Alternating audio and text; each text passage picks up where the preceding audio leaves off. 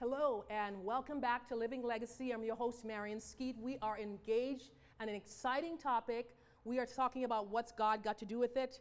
What about Christianity in the 21st century? How are people living out their faith? Is this thing real? Or are these people hypocritical, judgmental? Who are these people that we call Christians? And we have gathered a diverse group of people in their 20s and 30s talking about how they are living out their faith where the rubber meets the road. And I'm excited about this topic because this is kind of a hot button issue. Politics. I know, don't turn your sets off. Don't throw tomatoes at your sets. We are going to talk about this issue and hopefully we'll come to some sort of reasoning. We're not here to give you the answers, but we are here to talk about how these individuals are doing life. What are the values? Because that's really what it boils down to, that underlie or that inform your political decisions. Whether you be Democrat, Republican, Independent, don't know, don't care, what are the values you think that inform the way you do life and the way you engage in community and life with people? I think a key word you just said is community. And I think sometimes as Christians, when we hear the word politics, we throw community out the window. Wow.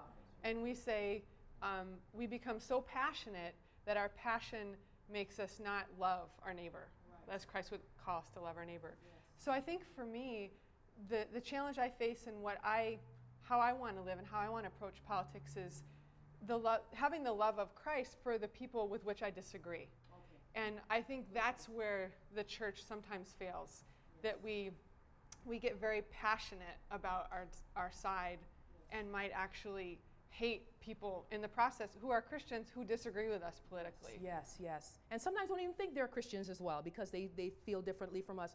What about, is it just me or is it the anger thing is going up a little bit more in terms of the political, is there some anger going on? There's a lot of fear-mongering, okay, I think, okay, that, members of my own family are imbibers of now, cable television. I hope you can live with this. We might sorry. not this morning. Whom I love dearly. But the whole cable news thing and just I see this foment. Mm-hmm. To me, faith is about relationship. It's my relationship with God, and so that I have responsibility and that God's giving me my citizenship as a gift. Mm-hmm. It's a privilege. And I was raised to believe that, and I absolutely believe that. So that when I step into the voting booth, it is a profound privilege, and I do pray before I go in there. I say, Father, what's going on, and what do you think? But the moment that we get more interested in being right than being kind, we're in trouble. Yes. And it's just what you were saying. I mean, we lose the relational aspect of it. Yes.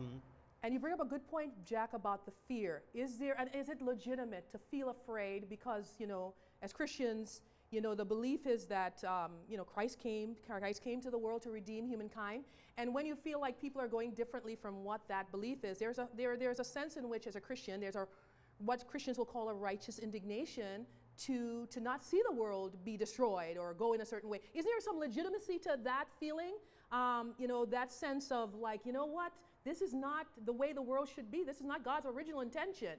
And so maybe some of that fear could also be, in some people's mind, a righteousness. They're being, hey, I'm doing what God wants me to do. What do you think about that? I mean, is that legitimate? I think that from both sides of it, there's fear.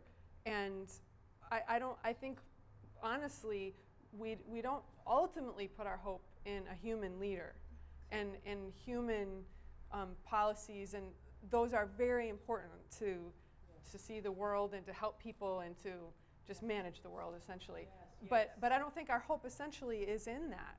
And I think if we kind of let that go, the fear might subside a little bit. Absolutely. I think that's what the Bible talks about. The kingdom is not of this world. So when we put our stake in that, if I don't get this, then, my life is destroyed. I think Christians should have this extra hope that rises above the political system, right? Would you all agree to that? And how do you rise above?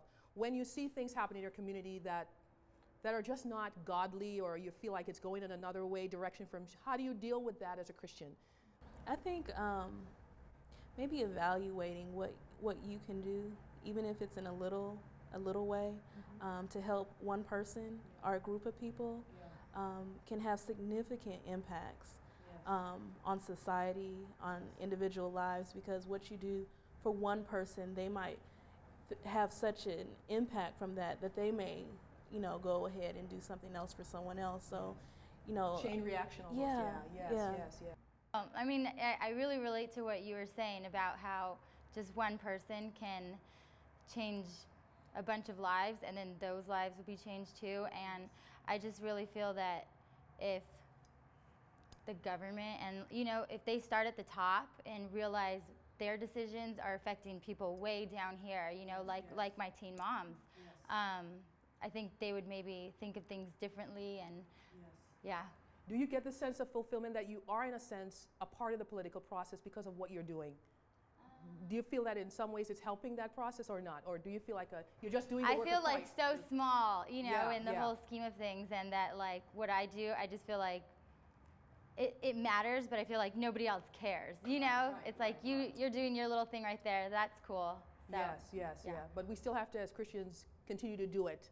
And that's what it seems like you all are doing. You're just doing it. You're just doing life. And I appreciate your perspectives on really this whole political thing. Because this thing could have gone, this could have gone south right here. You could have been throwing chairs around, Jerry Springer. Stick around. So, this will be another talk show with this guy. But anyway, we are excited about this discussion. Living Legacy is the name of the show, and we're talking about what's God got to do with it. And we have a couple more exciting discussions and topics coming up. So stay tuned.